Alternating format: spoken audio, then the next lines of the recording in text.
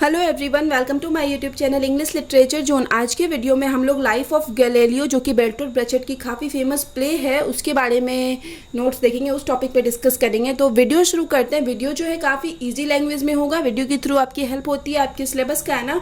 तो प्लीज़ आप लोग वीडियो को लाइक कीजिए, चैनल को सब्सक्राइब कीजिए और कमेंट करके बताइएगा वीडियो आपको कैसा लगा। सबसे पहले हम इंट्रोडक्शन मैंशन किए हुए हैं। Life of Galileo is a real life story. Life of Galileo जो है वो एक रियल लाइफ स्टोरी है, बेस्ड ऑन, जो कि आधारित है 17th century astronomer and physicist. 17th century के एस्ट्रोनॉमर, इट मीन्स खगोल विज्ञानी, जो कि मतलब सोलर सिस्टम, ग्रह उपग्रह, मतलब शन के बारे में नॉलेज रखते हैं, एस्ट्रोनॉमर हैं। एंड फिजिसिस्ट यानी जो फिजिक्स के बहुत बड़े ज्ञाता हों, उनकी स्टोरी है गैलीलियो गैलीली की। ठीक है। It is written by German dramatist, और इसे लिखा गया है जर्मन ड्रामाटिस्ट बेर्टोल्ट ब्रेचट के द्वारा। इट वॉज रिटन इन 1938, इसको लिखा गया 1938 में, एंड पब्लिश्ड इन 1940, और पब्लिश 1940 में किया गया। द प्ले क्रॉनिकल्स, जो प्ले है वो इतिहास है। द अलेस्ट्रियस एक शानदार बट ट्रेजिक करियर, एक शानदार इट मीन्स बड़े लेकिन एक ट्रेजिक दुखद करियर को दिखाता है of the Italian philosopher, Italy के जो फिलोसोफर यानी दार्शनिक है, एंड एस्ट्रोनॉमर खगोल विज्ञानी है गैलीलियो गैलीली के, with particular attention to his, और मेनली जो ध्यान हम लोग का मतलब आकर्षित करवाता है किस चीज़ की ओर, परसिक्यूशन क्या हो जाता है ना, उनके दुख को दिखाता है, ट्रेल उनके प्रभाव को दिखाता है, एंड पनिशमेंट, और उनको जो पनिशमेंट दिया गया उस चीज़ को दिखाता है। बाय द कैथोलिक चर्च, किसके द्वारा पनिशमेंट दिया गया? कैथोलिक चर्च के द्वारा दिया गया, for sharing his scientific finding with the world. और क्यों दिया गया? क्योंकि वो क्या किए, शेयर किए अपना वैज्ञानिक खोज वर्ल्ड के साथ। तो इस वजह से जो उनको प्रॉब्लम का सामना करना पड़ा, उन सब प्रॉब्लम पे बेस्ड ये मेनली प्ले है। The centre of the play is tens power. इस प्ले का जो मेन केंद्र है वो है मतलब एक टेंस पावर, एक तनावग्रस्त माहौल को दिखाया गया है। बिटवीन डॉगमेटिक रिलीजियस बिलीफ, एक डॉगमेटिक एक कट्टर धार्मिक विश्वास, एंड साइंटिफिक ट्रूथ, और एक विज्ञान पे आधारित सच, दोनों के बीच एक मतलब तनावपूर्ण माहौल को दिखाया गया है इस प्ले में। It was first performed in 1943। इसको पहली बार जो परफॉर्म किया गया वो 1943 में किया गया, इन ज्यूरिक में किया गया। एक company by music German composer, इसको जो इस प्ले में जो म्यूजिक दिया गया एक जर्मन कंपोजर हैंस आइजलर्ट के द्वारा दिया गया। ठीक है, तो यहाँ पे इंट्रोडक्शन हो गया। हम लोग अबाउट ऑथर देख लेते हैं। The author of this play Bertolt Brecht. इस प्ले के जो ऑथर हैं Bertolt Brecht is probably the greatest German playwright. वो महान जर्मन के प्ले राइट नाटककार हैं of the first half of the 20th century, और वो भी कब के, शुरुआत का जो 20th सेंचुरी है ना, उसके महान ऑथर के रूप में जाने जाते हैं। हिज फुल नेम वॉज, और उनका जो पूरा नाम था वो था Eugen Bertolt Friedrich Brecht. He is known as the father of epic theatre. Epic theatre के फादर के रूप में भी जाने जाते हैं। ए ड्रामेटिक जॉनरा, जो कि एक ड्रामेटिक शैली है, दैट अटेम्प्ट्स टू शो, जो दिखाती है, जो कोशिश करती है दिखाने का, the cruel social and political of A time, मतलब एक किसी समय के, मतलब एक क्रूर समाज और जो गंदी राजनीतिक स्थिति थी, क्रूर राजनीतिक स्थिति थी, उस चीज को दिखाती है। अब आगे है, among his world famous play included, उनके वर्ल्ड फेमस प्ले में शामिल है mother courage and her children, drums in the night, life of Galileo, the good women of Schezwan, the three Penney opera. ये सब जो है उनका काफ़ी फेमस वर्क है। बेर्टोल्ट सेज दैट, बेर्टोल्ट कहते हैं, art is not a mirror, कि आर्ट मिरर नहीं है जिसके द्वारा हम लोग मतलब एक प्रतिबिंब, एक छाया प्रकट करें। हेल्प अस टू रियलिटी, जो कि हमारी रियलिटी में दिखाने में मदद करे। मतलब आर्ट जो है एक तरह से मिरर नहीं है जो हमको लोग को रियलिटी दिखाने में मदद करे, बट ए हैमर, लेकिन क्या है, एक हैमर है, एक हथौड़ा है, with which to shape it, जिसके थ्रू हम लोग इसको शेप देते हैं, रियलिटी को शेप देते हैं, वास्तविकता को। अब थीम्स की बात करते हैं इस नॉवेल की। The main themes of the play are, और इस नॉवेल का जो मेन थीम है, विषय है, the social responsibility of scientist. जो वैज्ञानिक होते हैं ना, विज्ञान की से रिलेटेड खोज करते हैं, तो जो वैज्ञानिक है उनकी सोशल रिस्पॉन्सिबिलिटी, समाज के प्रति जो रिस्पॉन्सिबिलिटीज है उसको दिखाया गया। प्रोग्रेस वर्सेस ट्रेडिशन, विकास और परंपरा, दोनों के बीच में एक कन्फ्लिक्ट, एक संघर्ष दिखाया गया है। And freedom of thought and speech, और दिखाया गया कैसे फ्रीडम ऑफ थॉट, सोचने की आज़ादी, और स्पीच, बोलने की आज़ादी। तो इस मेनली 2-3 चीज़ पे नॉवेल की कहानी आधारित है। हम लोग प्लॉट देख लेते हैं, कहानी। The story of this play opens with Galileo Galilei. Galileo Galilei के साथ ही शुरू होती है इस नॉवेल की story. A professor of mathematics, जो कि एक मैथमेटिक्स का प्रोफेसर रहता है एट पैडुआ यूनिवर्सिटी। कहाँ पे? पैडुआ यूनिवर्सिटी में। He is talking to Andrea, जो कि एंड्रे से बात कर रहा है। हिज हाउसकीपर, जो कि क्या है? हिज हाउसकीपर सन, जो कि एंड्रे उसके हाउसकीपर का बेटा है। They are discussing the solar system, वे लोग डिस्कस कर रहे हैं सोलर सिस्टम के बारे में, एंड हाउ इट वर्क्स, और कैसे यह काम करता है, इस चीज को लेकर डिस्कस कर रहे हैं। Galileo teaches the idea of Nicholas Copernicus, Galileo क्या करता है? सिखाता है किसके आइडिया को? निकोलस कॉपरनिकस के आइडिया को टू एंड्रे, एंड्रे जो मतलब इसकी मेड का बेटा है उसको गैलीलियो सिखा रहा है निकोलस कॉपरनिकस की थ्योरी। ही सेज, वह कहता है, इट मीन्स गैलीलियो कहता है, sun is the centre of solar system, कि सन जो है सोलर सिस्टम पूरे सौर परिवार का सेंटर केंद्र है।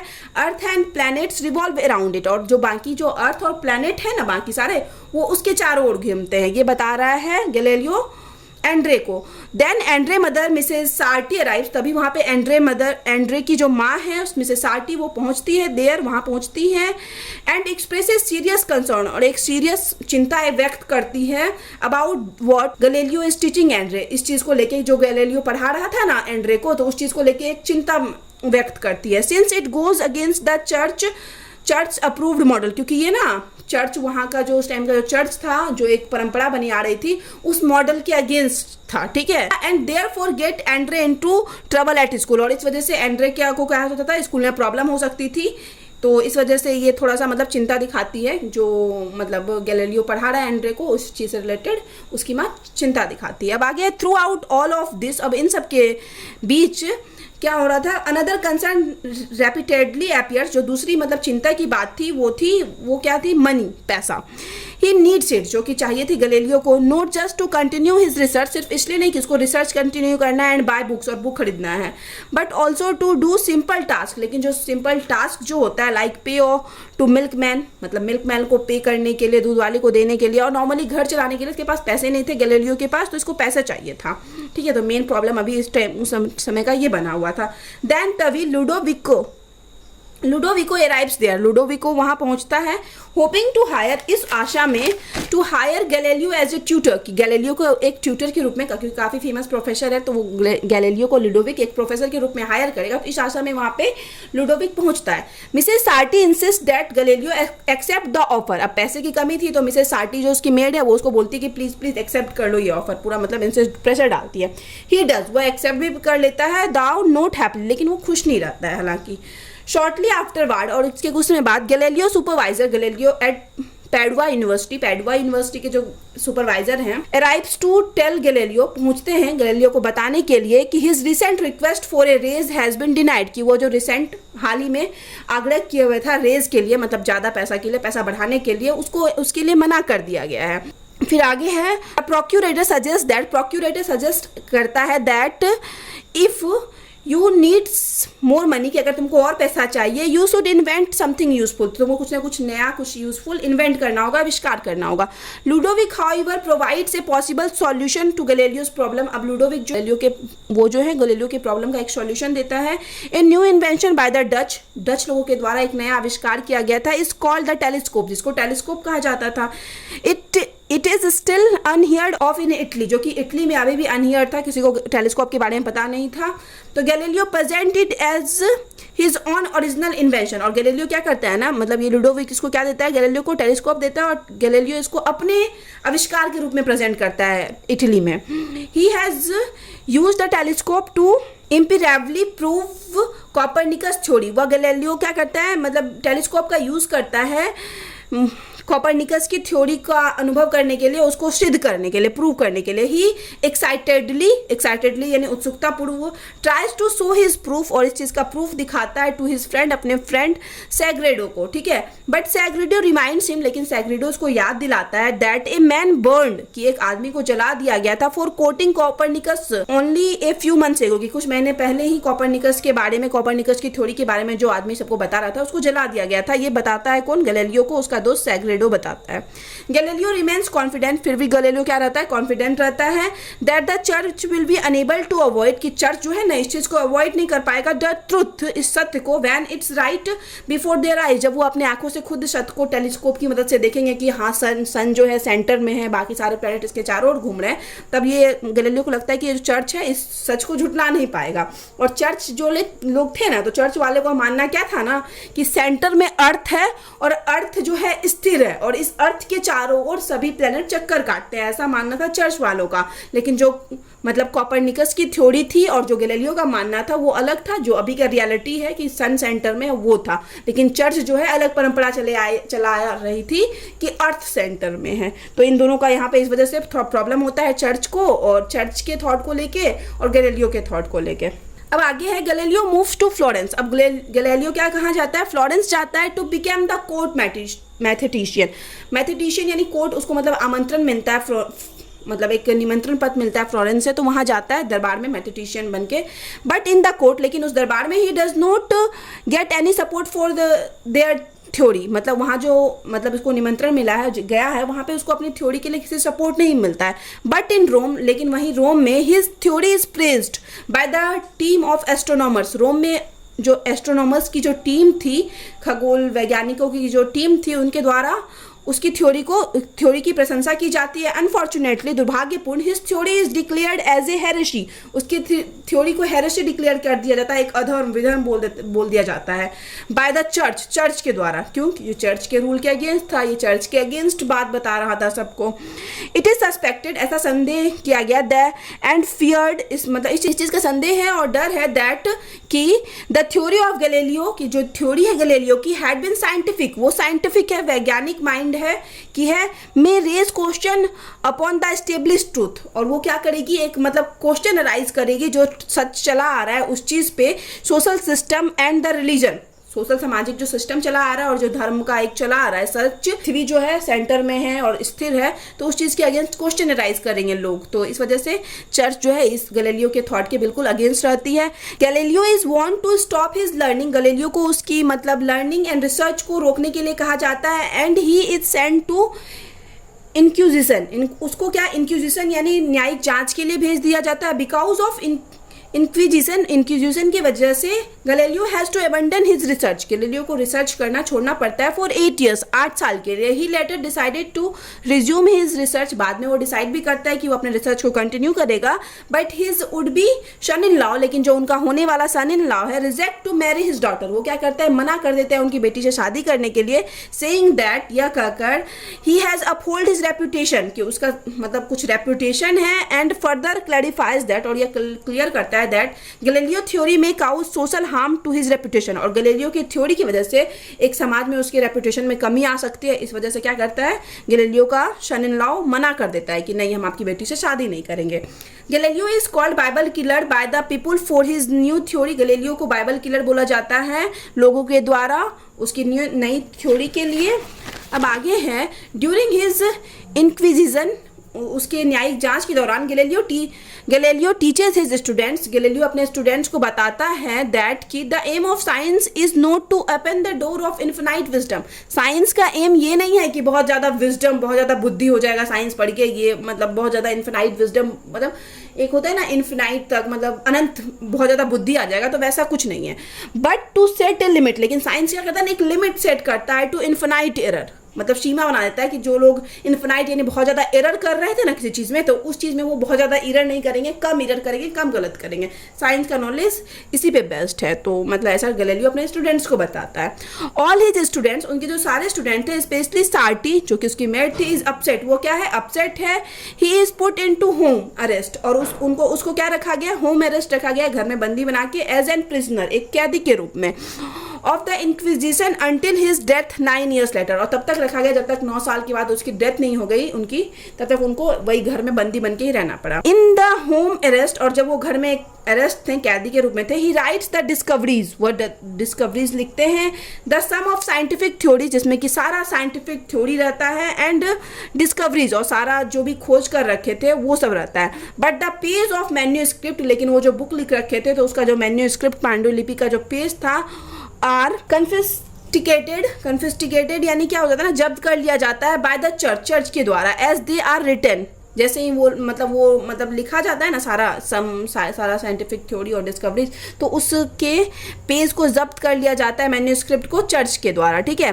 Galileo is finally able to hide a copy, Galileo at the end तक उसकी एक कॉपी छुपाने में समर्थ हो पाता है, which he later hands over to his student Andre, और बाद में जो कि वो उसकी कॉपी क्या करता है, एंड्रे को सौंप देता है, अपने स्टूडेंट एंड्रे को सौंप देता है, टू स्मगल, ताकि वो क्या करवा दे, स्मगल यानी बंटवा दे, आउट ऑफ इटली, पूरे से बाहर पूरा, मतलब ये जो कॉपी थी उसकी जो मतलब जो अपना थ्योरी बताया था, साइंटिफिक थ्योरी, मेथड, डिस्कवरी जो भी बताया था, उसके वो क्या करे, वो बुक बंटवा दे एंड्रे पूरे इटली के बाहर, तो इस वजह से वो एंड्रे को उसकी एक कॉपी देता है।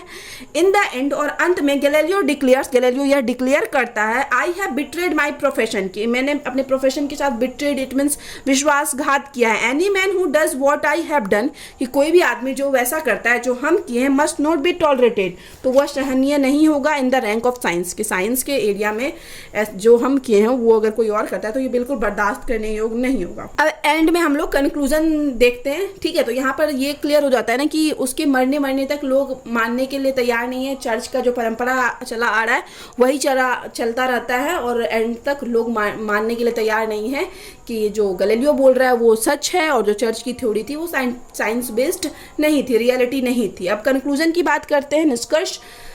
Thus we can say, इस प्रकार हम लोग कह सकते हैं, the plot of the play, इस प्ले की जो कहानी है, revolves around Galileo struggles, mainly Galileo के स्ट्रगल्स को ही दिखाती है, to bring progress to a country, जो कि एक कंट्री में प्रोग्रेस लाने की, विकास लाने की कोशिश करता है, that is so rooted in tradition, जिस ट्रेडिशनिंग, जो कि मतलब पूरा ट्रेडिशन, परंपरा में डूबा पड़ा है, ठीक है, मतलब जिसमें परंपरा बहुत पूरा जड़ से तक फैली हुई है, that is sees progress as its enemy, और जो क्या करते हैं, मतलब प्रोग्रेस को अपने इनमी के रूप में देखते हैं, तो वैसे जगह पे प्रोग्रेस लाने की कोशिश, स्ट्रगल को दिखाता है गैलीलियो के। अल्दाउ सम ऑफ द अथॉरिटीज, लेकिन वहां के जो कुछ अथॉरिटीज थे ऑफ चर्च के अंडरस्टैंड, ये समझ चुके थे, that Galileo's finding are true, कि गैलीलियो का जो खोज है ना वो सच है, एंड इंपॉर्टेंट और महत्वपूर्ण भी है। They refuse to make them unknown to world, लेकिन वो चाहते थे कि ये चीज वर्ल्ड के सामने ना आए, बिकॉज क्योंकि it would disrupt traditional beliefs, जो ट्रेडिशनल एक परंपरागत बिलीफ विश्वास चला आ रहा है उस चीज को बाधित करेगा। तो चर्च के कुछ लोग गैलीलियो को जान रहे थे कि सच बोल रहा है, फिर भी इस चीज को मतलब गैलीलियो को बोलते हैं, मतलब दबाते हैं, उसकी बात को आगे बढ़ने नहीं देते हैं। Scientific progress would lead to people questioning the traditional system, और साइंटिफिक प्रोग्रेस से, वैज्ञानिक विकास से क्या होगा कि लोग क्या करने लगेंगे, पीपल करने लगे, क्वेश्चन अराइज करने लगेंगे, प्रश्न उठाने लगेंगे, जो ट्रेडिशनल एक परंपरागत सिस्टम चला आ रहा है उस चीज पे। अब आगे है, हाउएवर, हालांकि the play shows that, play दिखाता है, the power of the human progress, human के विकास के, इंसान के विकास के पावर को दिखाता है, इट्स सो स्ट्रॉन्ग, जो कि काफी स्ट्रॉन्ग है, that is can not be stopped, और जिसको कि स्टॉप रोका नहीं जा सकता है, ठीक है, मतलब प्रोग्रेस को, इंसान की प्रोग्रेस को रोका नहीं जा सकता है। सूनर और लेटर मतलब देर सबेर, इट विल फाइंड ए वे, इसको अपना रास्ता मिल ही जाता है, out of the boundaries of tradition, जो कि ट्रेडिशन की जो बाउंड्री है, सीमा है, जिसको क्रॉस करता है।